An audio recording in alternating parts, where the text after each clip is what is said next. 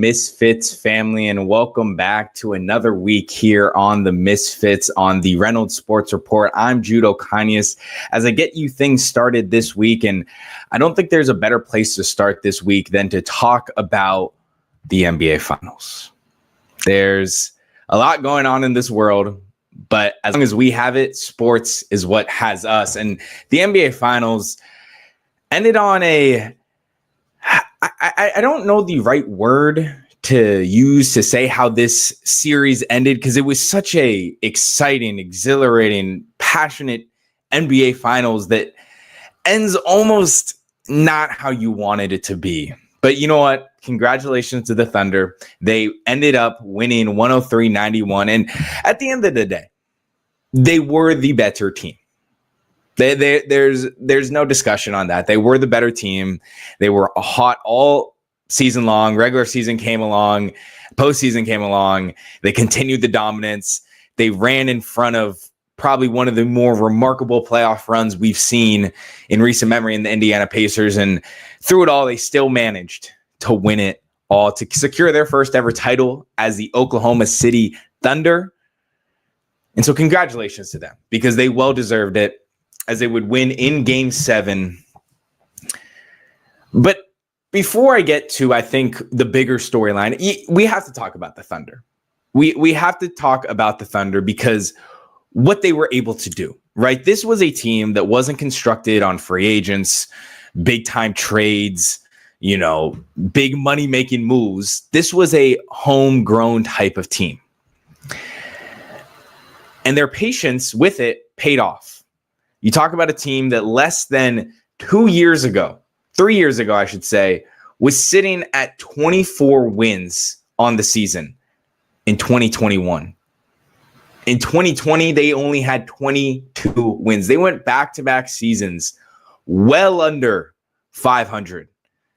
And only 3 years later, they are NBA champions. So I think I have to start with that, because the journey to where they have gotten to at this point, and now they have an MVP on their team, a finals MVP who has now been one of 3 players in NBA history to win finals MVP and MVP in the regular season and win an NBA championship all at the same time. So it's a true kind of rags to riches story, right? You talk about the player development. You talk about guys like a Chet Holmgren, Jalen Williams. And then obviously the biggest name is Shai Gilgeous-Alexander. And I understand if you want to get literal with it, of Shai Gilgeous-Alexander wasn't drafted by the Thunder, Jude. Okay, but the fact is he spent one season with the Los Angeles Clippers and was traded immediately after. Okay, it wasn't like he grew into this MVP when he was with the Clippers. Well, you listen back to players who were on the Clippers, and you listen to podcasts with just players in general, and they said this brother was cold, right? They already knew what Shai Gilgeous-Alexander was going to be. Unfortunately, he grew in Oklahoma City, and he didn't grow with the Clippers, because God knows where that would have gone and their track record in the NBA postseason.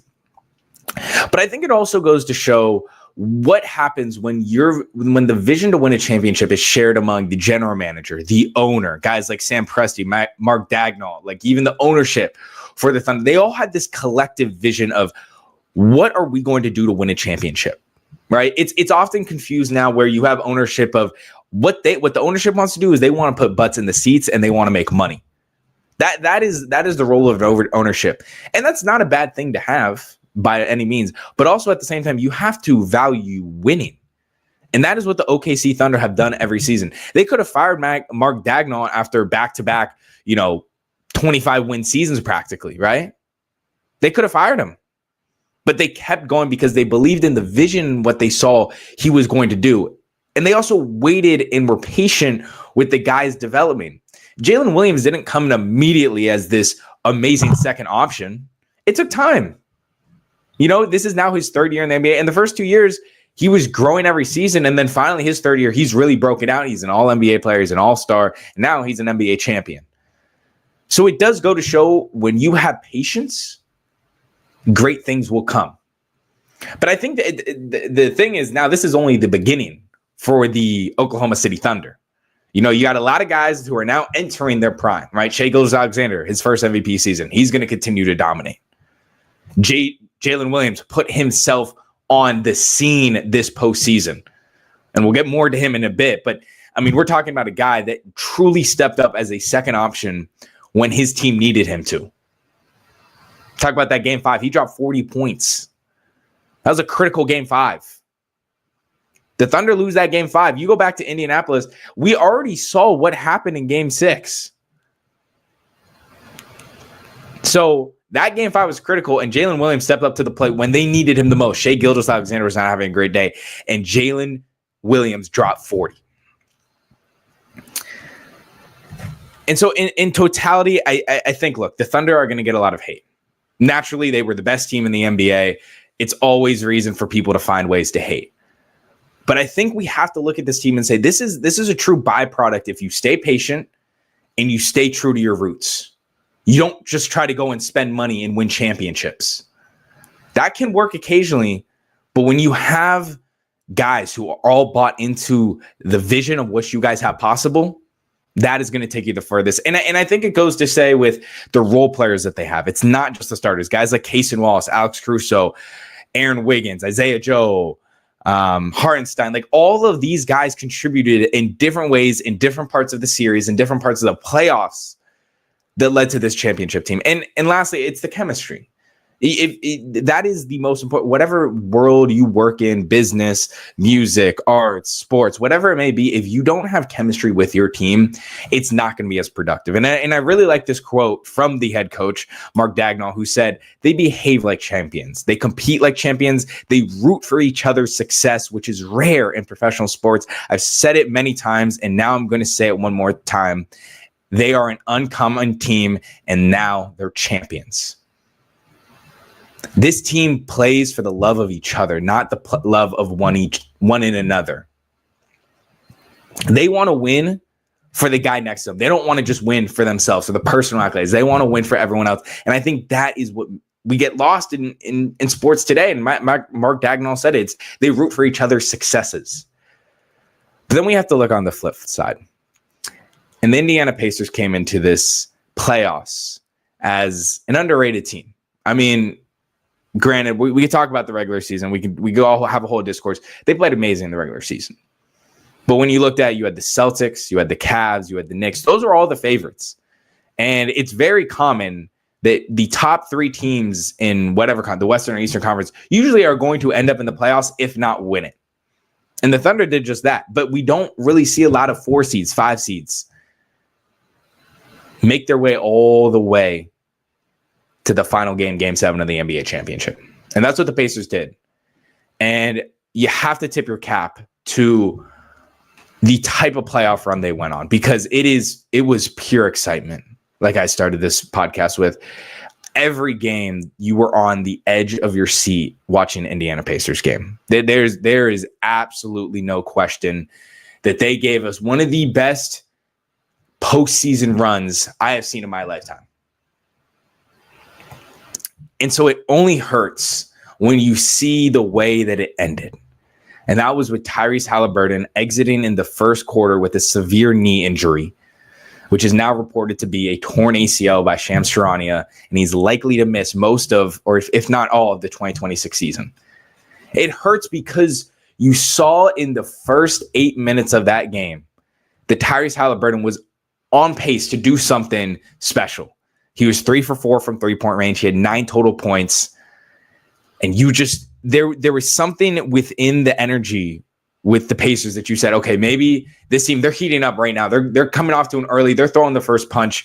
This is going to be a fun game. And then you see him go down. And I'll say one thing. I was a little annoyed at how much they showed the injury of Tyrese Halliburton. I get it. If you came late to the game and you don't understand what happened, sure, you could show it once. I thought it was a little excessive to go back. Look, this is someone's, goals in life. This is someone's career, and to continuously show that worst moment in the person's career thus far, I felt was a little low from ESPN in general. I did. And I get it. You have to show the big moments of this game, but to continuously show it, I thought it was a tough watch. And I can't imagine if you're a Pacers fan, and especially if you're someone like, Tyrese Halliburton's dad or a family or a friend, and you have to continue to watch and say, man, I don't really need to see that on my screen anymore. But I think when Tyrese Halliburton got off the court, we saw where this game changed, right? And the Pacers did a fantastic job in the first half keeping it together, right? They were leading in at halftime at 1. The Thunder obviously hadn't played their best game, but we saw in that second half when Tyrese Halliburton was not part of that unit, the offense severely was depleted. The ball movement lacked. There was a lot of isolation at times, and there was a lot of forced shots. And it got to a point where the Pacers, all they were trying to do was generate fouls within the paint. And as much as it gave us a little bit of dazzling hope in that fourth quarter to see potentially the Pacers come back, we just knew that it wasn't going to get it done by just simply going to the free throw line. And shout out Benedict Mathurin. I'm not going to yell his name off the mound since he had a hell of a playoff run in general. But you know what? He kept the Pacers in the game with his free throw shooting. I just want to give him a shout out because his free throw shooting was vital. It actually even kept it just an interesting game alone. So they deserve their flowers. They knocked down the number 1 seed Cavs. They took down a hot Knicks team, and they experienced Bucks team that has already been to a championship before. And Rick Carlisle deserves a lot of the credit. He's taken a 3 seed, now a 4 seed to the NBA championship. But I think the one thing that you talk about with great coaches, and this goes with Mark Dagnall too. I'm not just throwing him out of the conversation, but I think Rick Carlisle is in a special conversation. And his quote about Tyrese Halliburton was great. I mean, he said, "What happened with Tyrese? All of our hearts dropped." I mean, my heart dropped. I think everyone that I was sitting next to, their heart dropped. And then he authored one of the greatest individual playoff runs in the history of NBA. Quoted Rick Carlisle post game of Game 7. But I think what really stands out is the way he gets the most out of his players. This is a Pacers team that didn't have a true number 1 option. I mean, if you look at the scoring of just the starting lineup and the bench, you didn't have a guy that was dropping 30 on a nightly basis. It was a collective effort. And in the great words of Nipsey Hussle, an LA legend, he said the highest human act is to inspire. And Rick Carlisle inspired this team to play winning basketball. And they were this close to putting the final nail. Unfortunately for them, they will now have to move on to next season and really try to get back to shape. I mean, it's going to be tough with Tyrese Halliburton out potentially the whole entire season. And a hat off once again, lastly, to the Pacers. They played a remarkable playoff series and NBA finals that truly gave us one of the best finals we've seen in recent memory. But moving on, it's Monday. So you know what that means. It's the winner's circle starting 5 here on the Reynolds Sports Report. If you're new to this segment, when the team needed this player the most, they delivered. And so I don't think there's a better way to start than to talk about Shai Gilgeous-Alexander, the finals MVP, delivering the first NBA championship to the Oklahoma City Thunder, averaging 30 points, 4 rebounds, 5.4 assists. And it wasn't just the offense. He had 1.9 steals, 1.6 blocks on the season. And it's forgotten because I think a lot of the discourse is always, oh, there's the foul baiting, there's this and that. Forget that. If you purely just watch the NBA for enjoyment and seeing who is the best of the best, Shai Gilgeous-Alexander is atop that list. He's an effortless scorer. He can get to any spot he wants. And to be honest, defensively, sure, everybody's going to be a little bit of liability, but he generated a lot of turnovers throughout this playoff run, a lot of those creating fast break opportunities for the Thunder. And that's why the Thunder were so dangerous. They were able to get out and run into space. So number 2, and it's following up on this Thunder, they won the championship. So they deserve some of the flowers. And that is Jalen Williams. Now, I talked about it earlier. He had 40 points in Game 5. I mean, we're talking about a game where statistically, whoever wins Game 5 is most likely to win the series. And that was proven this year too, as the Thunder won that Game 5 off a 40-point game from Jalen Williams. He looked absolutely unstoppable. He averaged 23 points, 5 total rebounds, and 3.7 assists in this NBA Finals. Jalen Williams, you're number 2 on this winner's circle starting 5. Now, it's Juan Soto. Now, I've been talking baseball recently, but Juan Soto deserves his flowers after the weekend he had, but one specifically game he had last Saturday where he faced off against the rival Philadelphia Phillies, who currently ranked first in the NL West at 47-31. The Mets just one game behind. So this was a big series, a big weekend series for both the Mets and the Phillies. And on Saturday, Juan Soto delivered a insane in performance. We're talking, he went 4 for 5 from the plate. He had 4 runs total. He had 4 hits total, 2 runs, 2 home runs, and 4 RBIs. 4 RBIs and 2 home runs. And his last home run went 437 feet to the second deck. Juan Soto has been proven why he was worth the $800 million. And the Mets, right in the thick of the NL West.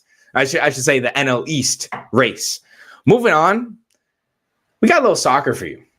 If you have been tapped into the FIFA Club World Cup, it's been exciting. There's been a lot of great games so far, but one guy that deserves the shine is Al Hilal, the Saudi Arabia side goalkeeper, Yassine Bonu, who saved a 92nd minute penalty from Real Madrid captain Federico Valverde to hold a 1-1 draw versus Real Madrid. And now you're probably asking yourself, it was a draw.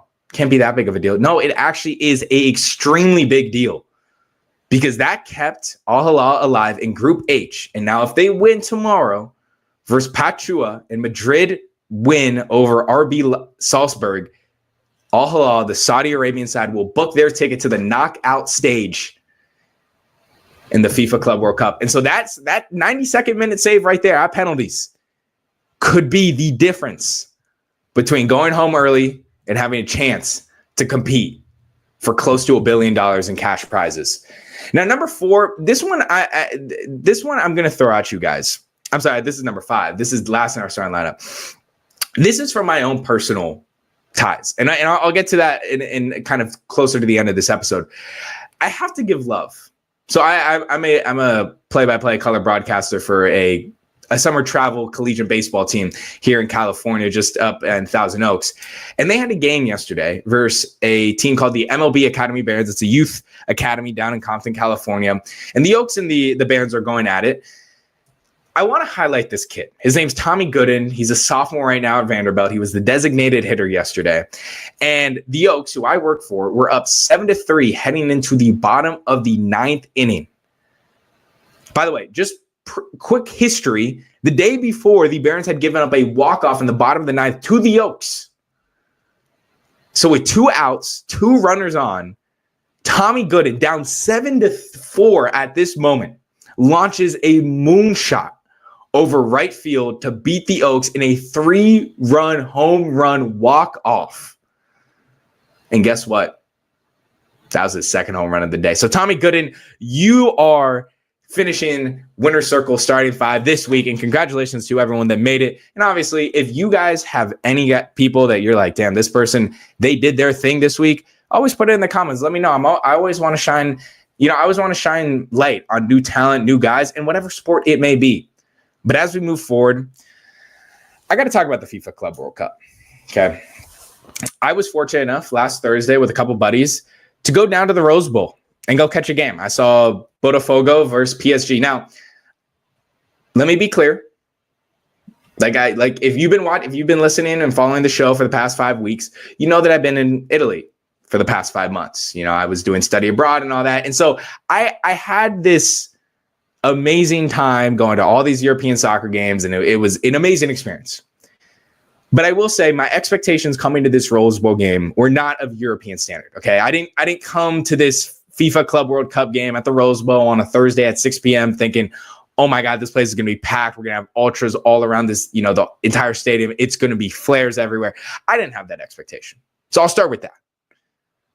But I'm going to give credit to these Botafogo fans, who is a Brazilian side in South America, because my God, I'm just going to run the clip.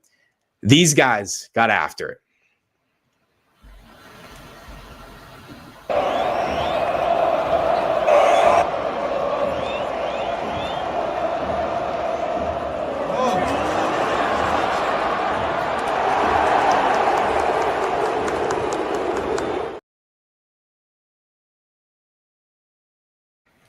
Look, it wasn't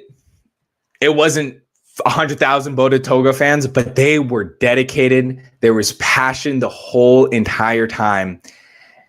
And it was a fun atmosphere. I have to say, even though it was half full, 53,000 were in attendance, everybody was totally into the game. It was the first soccer game I'd ever watched at the Rose Bowl. And it was pure excitement. The Botafogo fans were going on and on and on for 90 minutes. And guess what? They pulled off the victory. They won 1-0 on a 36-minute goal from their striker, Igor Jesus. And I just had a great time. I would highly suggest if you are in a city that is holding a competition, you go. I mean, the tickets, to be honest, they weren't badly priced. I got them for pretty much about $36. And for the most part, everyone that was there was fully paying attention to the game. It wasn't people were on their phone, slacking off. No, the energy was through and through for 100, not 90 minutes and plus some with added time.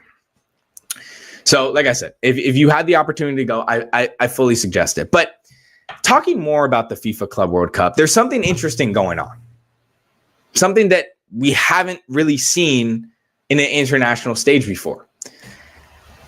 And that is that the Brazilian clubs are cooking. They're absolutely cooking. In the 8 groups that there are in the FIFA Club World Cup, 3 of those are right now being led by Brazilian clubs. And one other Brazilian club, which is Botafogo, is in second place just because they lost today versus Atletico Madrid. But that's practically 4 teams that are in the top 2 of each group that they are in. And it's a beautiful thing to see. Outside of the game today between Botafogo and Atletico Madrid, which Botafogo lost, Brazilian clubs were on an 8-game unbeaten streak to start the FIFA Club World Cup. And I think it's pretty amazing because this is a country that we don't see when it comes to the global stage of soccer clubs, right? When you think of who are the best teams in the world, you think of PSG, obviously. They just came off a Champions League. You think of teams in the Premier League, Bundesliga, La Liga, Serie A in Italy. Those are the leagues you think of when you think of teams at the international level. And it's interesting because Brazil they've put so much talent on those fields in Europe. You talk about guys like Neymar, Pele, Ronaldinho, Marcelo, Vini. The list goes on of Brazilians who have major impacts for European clubs, yet their actual teams within Brazil never get the credit to do it. And to see the fact that there are pretty much 4 out of the 4 Brazilian clubs that are competing in the FIFA World Cup are being competitive and are pretty much moving themselves to the knockout stage is amazing to see. And you add on to the fact their fans are just as wild. The fans are just as fun. The ultras are just as crazy. And I highly suggest if you haven't seen the ultra fans at a Brazilian soccer match, look up a video of the Flamengo ultras on YouTube. 6 minutes. That's all you need. Hell, you can watch it for 2 minutes and you will still see how hectic those games can be. But I'll tell you this, and I'll tell you the reason why they're having so much success is because technically they're in the middle of their season. The Serie A, which is the Brazilian league in Brazil, actually doesn't begin until March 29th of this year. And then it concludes in December 21st. So they're pretty much, if you look at it, not even halfway through their season when this FIFA Club World Cup started. Now, why do I mention that? Well, legs are a little bit fresher. They're middle season form rather than coming to the end of the season and having to play another tournament. And so on the flip side, you have the European clubs who all of them have pretty much wrapped their season before entering the FIFA Club World Cup. Add on to the fact that most of those players that are on those European clubs that are European are playing in the Nations League. They're playing in maybe another international competition for their international duties. So I'm not using that as an excuse. I'm still praising and giving light to all of these Brazilian clubs that are doing it because it's amazing to see. It's truly amazing to see, right? Like that is what makes competitions like this so great. You get to see teams that you often don't think about on the global stage. They're not as advertised as much. And those Brazilian clubs are fully taking advantage of it right now. And they're showing why they should be respected more. So the FIFA Club World Cup group stage is ending pretty much today and tomorrow. The knockout round is starting soon, and I'm going to be locked in. But before I go, and I appreciate all of you guys tuning in here on a Monday night. I hope all you guys are doing well. Remember to follow the Misfits on social media on all platforms. I'm Jude Reynolds Ocanas. You can follow me at Jude Ocanas on Twitter, on Instagram, whatever you may like, whatever the heart desires. Remember, check out all the rest of our content. I know that there is a episode of the Misfits coming tonight. Elam and the PG going to throw it at you. They're always going to bring something fiery to the table. And then you have the Professional Haters Association, which is Ethan and the guys. They're talking shop. They did it last night after the NBA Finals. But I got to get to one last thing. And like I said, I mentioned a little earlier, I'm working for a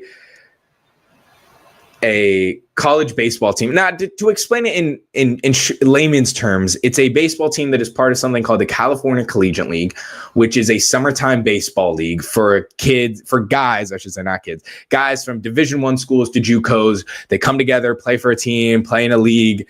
There's a champion at the end of the season. It's like a regular baseball season. It's just in the summer, and it's not affiliated with the NCAA or any of the JUCO or NAIA type of whatever. It's not associated with that. But I am working with this team. And so we had a game Friday night. We played against the OC Riptide down in Orange County. And to be fair, the Conejo Oaks, the team I worked for, was getting dominated. Okay. It was a tough game. They lost 14-3. The batters just could not get anything going, couldn't find rhythm at the plate. The pitching for the Riptide was spectacular. They were getting guys chasing every pitch. But the main entertainment was this heckler at this game. Probably, I would say, age 35, 40, probably maybe in his 50s. He was consistently jabbing at, the Oaks pitchers, relentless chants. But he sounded like a lead vocalist of a heavy metal band, right? He's going, "Let's go, Riptide!